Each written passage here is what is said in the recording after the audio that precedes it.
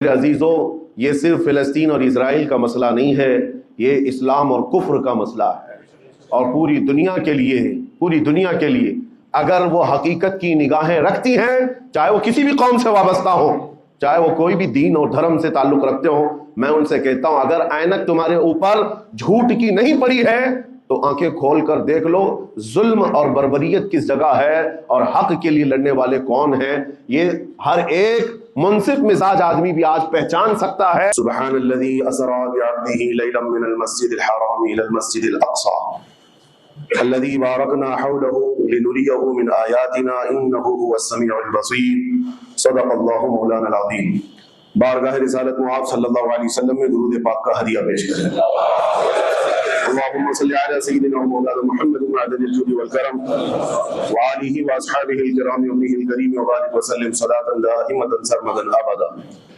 عزیزان گرامی وقام، جن حالات میں آج ہم جمعہ کی نماز ادا کرنے آئے ہیں، دنیا بھر میں قبلہ اول بیت المقدس کے معاملے کو لے کر ایک عجیب ماحول پیدا ہو چکا ہے۔ دنیا دو دھڑوں میں تبدیل ہے آج، اور یقیناً کیوں نہ اثر کرے کہ میرے آقا صلی اللہ تعالی علیہ وسلم نے ارشاد فرمایا، بیت المقدس جس زمین پر آباد ہے، حضور پاک صلی اللہ علیہ وسلم کے فرمان علی شان کا مفہوم ہے سید البقاع، یعنی زمین کا جو سردار علاقہ ہے وہ بیت المقدس کا علاقہ ہے۔ مسجد اقصی جہاں پر آباد ہے اس کو سید البقاع کہا گیا ہے، اور یہ بھی روایت میں ملتا ہے سید الصخرہ، گنبدوں میں اگر کوئی سردار گنبد ہے تو وہ بیت المقدس کے لیے کہا گیا ہے۔ اور قرآن نے یہ فرمایا الذی بارکنا حولہ، مسجد اقصی کے متعلق فرماتا ہے رب تعالیٰ کہ وہ مسجد اقصی جس کے ارد گرد ہم نے برکتیں رکھی لنریہ من آیاتنا، تاکہ ہم اپنی نشانیاں انہیں دکھائیں۔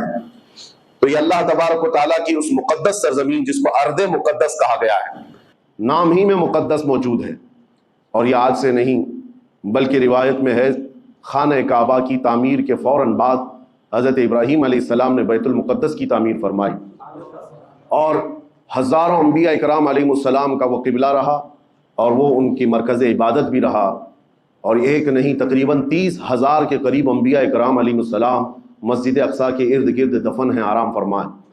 جہاں اللہ کا ایک ولی دفن ہوتا ہے وہ برکت کی جگہ ہے، اور جہاں 30,000 نبی دفن ہوں، اور وہ بھی اولو العزم پیغمبر حضرت ابراہیم علیہ السلام، حضرت اسحاق علیہ السلام، حضرت یعقوب علیہ السلام، حضرت موسیٰ علیہ السلام، حضرت زکریا علیہ السلام، یہ سب وہ انبیاء کرام علیہ السلام ہیں جو رسولان اعظام بھی ہیں، شریعت والے ہیں، یہ سب بیت المقدس کے ارد گرد ہیں۔ یہاں پر کچھ بھی اثر ہونا پوری دنیا پر بھی اس کا اثر پڑتا ہے، اور آج ہم دیکھ رہے ہیں جو حالات پوری دنیا میں پیدا ہوئے ہیں، اور چاہے وہ یورپ ہو کہ امریکہ ہو، افریقہ ہو کہ رشیا ہو، عرب ممالک ہوں کہ ہند ہو، ان سب کو کچھ نہ کچھ کہنے کی آج ضرورت پیش آ رہی ہے۔ کیوں؟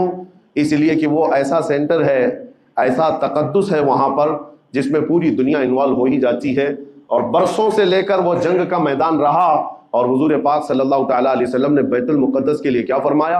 صحابہ نے جب اس زمین کے بارے میں پوچھا تو میرے آقا نے فرمایا وہ حشر و نشر کی جگہ ہے، حشر و نشر کی جگہ ہے، یعنی قیامت کے قریب سارے لوگوں کو ادھر ہی ہانک دیا جائے گا، اور قیامت وہیں آنی ہے۔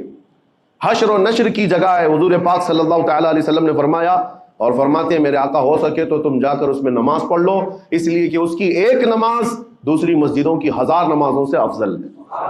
یہ مسجد اقصی کے متعلق میرے آقا صلی اللہ علیہ وسلم کا فرمان عالی شان ہے۔ پھر صحابہ اکرام نے پوچھا کہ اگر کوئی جا نہ سکے میرے آقا بیت المقدس اور نماز پڑھنے کی اس کو استطاعت نہ ہو وہاں جا کر تو کیا کرے؟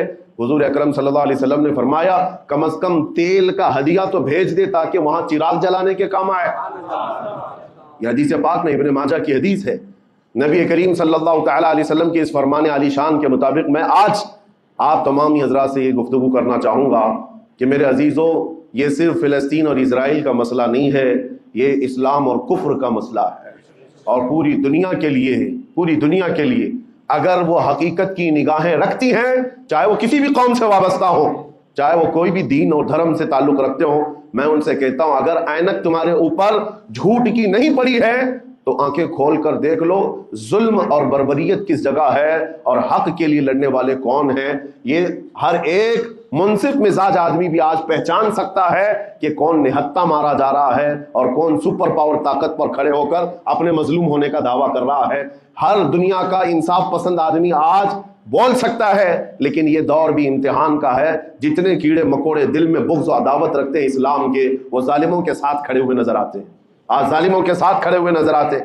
نبی کریم صلی اللہ تعالیٰ علیہ وسلم نے فرمایا، مسلمانوں آپ اپنی اوپینین، اپنی رائے کیا رکھتے ہیں یہ بہت امپورٹنٹ ہے. دنیا کیا کہتی ہے اس سے مجھے غرض نہیں، تمہارا تعلق تمہارے نبی پاک کے فرامین سے ہے.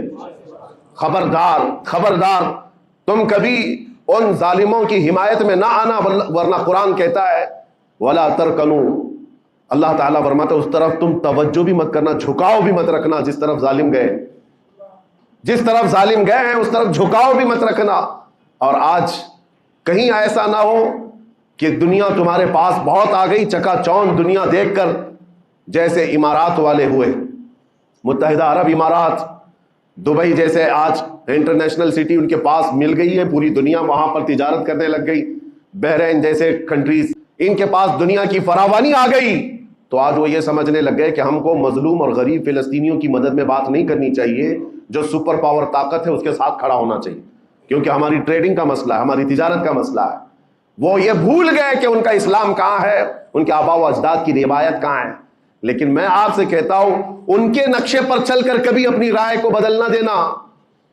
بعض مسلمانوں میں یہ گفتگو پھیلی ہوئی ہے کہ کیا ہم ہی مسلمان ہیں ہندوستان کے، کیا ہم ہی لوگ ہیں جو اپنی رائے بنائیں. وہ بڑے بڑے لوگ ہیں، عرب لوگ ہیں اور بڑے بڑے مشائخ ہیں وہاں پر، ان لوگوں نے رائے الگ بنائی ہے. وہ دنیا کے اور پیسوں کے پجاری بن گئے ہیں، ان کے ہاں نفس غالب آ چکا ہے اور شیطان کا ان کے اوپر غلبہ ہے، وہ حق نہیں دیکھ رہے ہیں. میرے عزیزوں، کہیں تم اپنی رائے اس طرح بنا لیے تو حدیث کو جھٹلانے والے ہوں گے. اللہ کے حبیب صلی اللہ علیہ وسلم کی حدیث سناتا ہوں. حضور پاک صلی اللہ علیہ وسلم فرماتے ہیں لا تزال عصابة من امتی يقاتلون على ابواب دمشق وما حولها وعلى ابواب بیت المقدس ظاہرین على الحق. حضور پاک صلی اللہ علیہ وسلم فرماتے ہیں لا يضرهم خذلان من خذلهم ظاہرین على الحق الى ان تقوم الساعة. میرے آقا فرماتے ہیں قیامت تک میری امت میں ایک جماعت ایسی ہوگی جو دمشق کے دروازوں پر اور بیت المقدس کے دروازوں کے اطراف میں حق کے لیے کھڑی رہے گی قیامت آنے تک.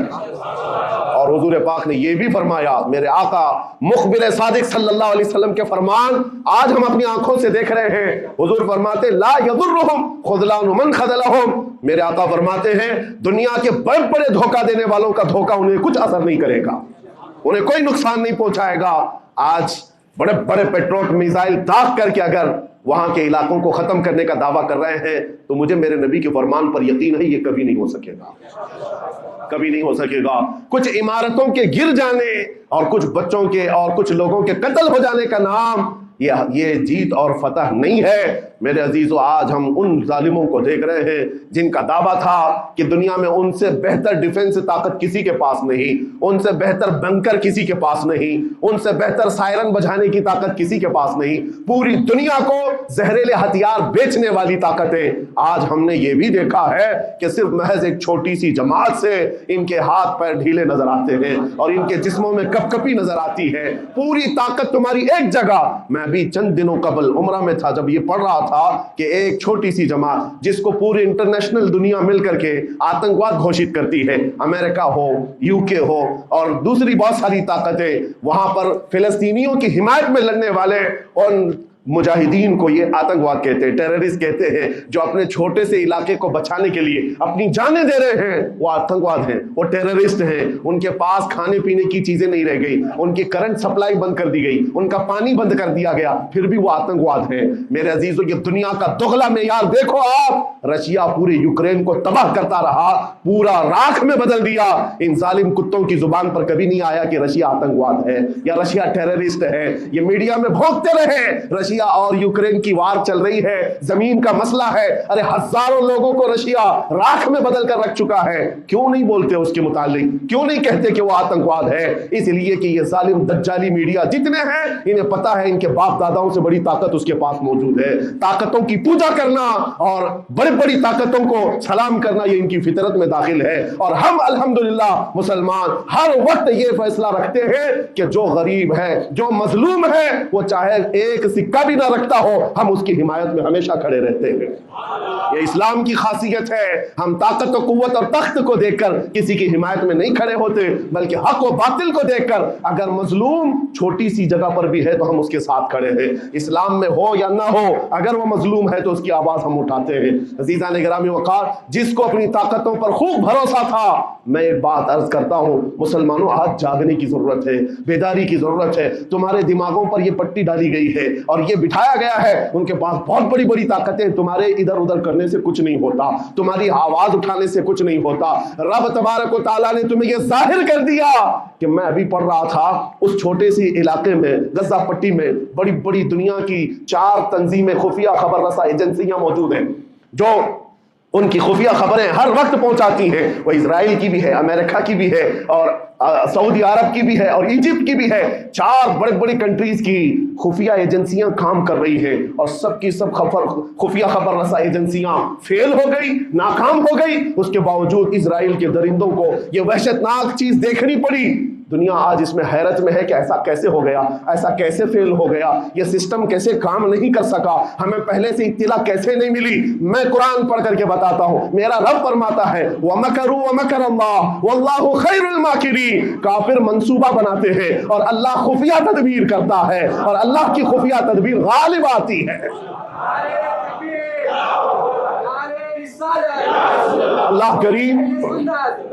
अल्लाह करीम जब खुफिया तदबीर फरमाता है, सारे सिस्टम फेल हो जाते हैं, दुनिया की ताकतें हेच हो जाती हैं। आप कभी ये मत समझना कि दुनिया के पास बहुत बड़ी ताकतें हैं। नहीं मुसलमानों, ईमान इसका नाम नहीं है। इकबाल ने बहुत पहले कहा था, अल्लाह को पामर्द ये मोमिन पे भरोसा, इब्लीस को यूरोप की मशीनों का सहारा। उनके पास यूरोप की मशीनों का सहारा है, लेकिन मुसलमान को अपने रब की ताकत पर भरोसा है।